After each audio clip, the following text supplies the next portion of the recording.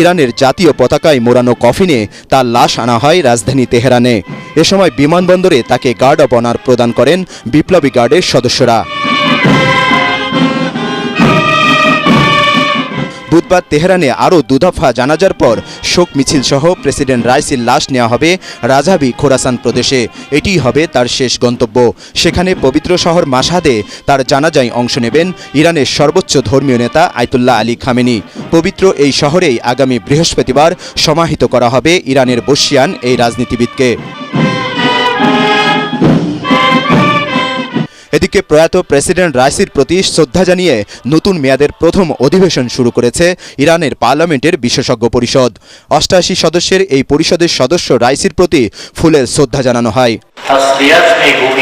প্রিয় বন্ধুদের হারিয়ে আমরা গভীরভাবে শোকাহত।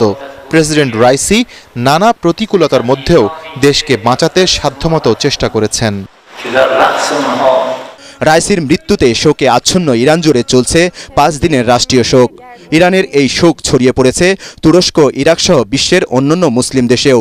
তুরস্ক জুড়ে একদিনের শোক কর্মসূচি ঘোষণা করেছেন প্রেসিডেন্ট এরদোয়ান। বাগদাদে ইরানি দূতাবাসের সামনে রাইসির প্রতি শ্রদ্ধা জানান সাধারণ ইরাকিরা। শোকবার্তা পাঠিয়ে ঘটনা তদন্ত দাবি করেছেন কেউ কেউ। প্রেসিডেন্ট রাইসির হেলিকপ্টার দুর্ঘটনায় ইসরায়েলের কোনো হাত নেই বলে দাবি যুক্তরাষ্ট্রের। এ নিয়ে আনুষ্ঠানিক বিবৃতিও দিয়েছে দেশটি।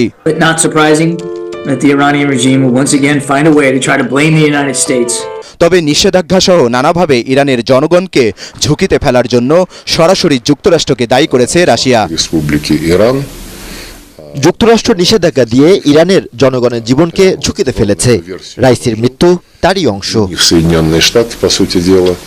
মুসলিম বিশ্বের দুঃসাহসিক এই নেতা ও তার সফরসঙ্গীদের স্মরণে জাতিসংঘ নিরাপত্তা পরিষদে ১ মিনিট নীরবতা পালন করা হয়। এ ঘটনায় ক্ষুব্ধ ইরানের চিরশত্রু ইসরায়েল।